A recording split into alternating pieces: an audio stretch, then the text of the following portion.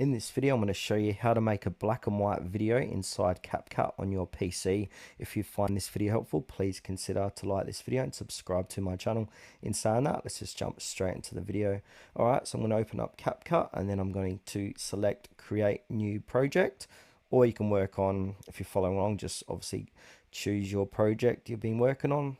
Alright, new project. I'm going to import a video. I'm going to import this video of a guy looking at his mobile phone. So in order to make this black and white, we need to first drag the dude into the timeline like so. And then we want to click on the video.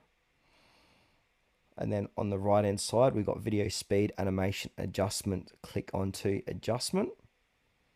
And now on the right hand side, you got adjustment. Make sure it's basic. So if we scroll down here, we can see adjustment and we got temp, hue, saturation, brightness, etc. Now, the first thing you need to do is under saturation, drag that slider all the way to the left, like so. You can see how it's changed from color to black and white. Now, once you've done that, go ahead and play through the video and see if it's exactly what you want. So as you can see, this is black and white. If you're not 100% with this, you can come down here and you can play around with these sliders here to make it even more to what you're trying to achieve. So if I play around the shadow, you see how it changes it, highlight, etc., contrast.